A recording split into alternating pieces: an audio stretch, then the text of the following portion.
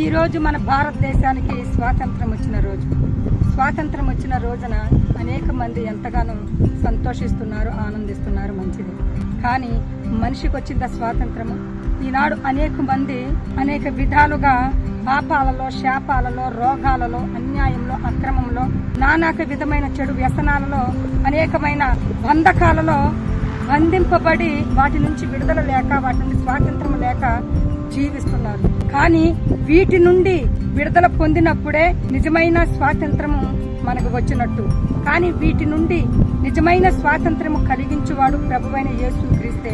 ఈ రోజు వచ్చిన స్వాతంత్ర సందర్భముగా ప్రభువైన యేసుక్రీస్తు దగ్గరకు అనేక విధాలుగా అనేక అనుభవాలలో బంధింపబడిన మీరు రాగలిగితే వాటి నుండి దేవుడు విడిపించి మిమ్మల్ని సంపూర్ణంగా అనగా పరిశుద్ధులుగా, పవిత్రులుగా, నీతిమంతులుగా మిమ్మల్ని చేయగలిగిన వాడు ప్రభువైన యేసుక్రీస్తే. బైబిల్ గ్రంథంలో కూడా అనేక మందికి దేవుడు దయ్యాలు పట్టిన వారిని, రోగాల్లో ఉన్నవారిని, శాపాల్లో ఉన్నవారిని, పాపంలో ఉన్నవారిని దేవుడు విడిపించి వారికి సమాజంలో పరిశుద్ధంగా, పవిత్రముగా, నీతిగా, యథార్థముగా, స్వాతంత్రముగా జీవించగలుగునట్లుగా దేవుడు వారికి నిజమైన స్వాతంత్రమును కలుగు చేశాడు. కాబట్టి వీటి నుండి విడుదల పొందగలిగినప్పుడే నిజమైన స్వాతంత్రము, ఆ స్వాతంత్రము ప్రభువైన యేసుక్రీస్తు వద్ద మనకు దొరుకుతుంది.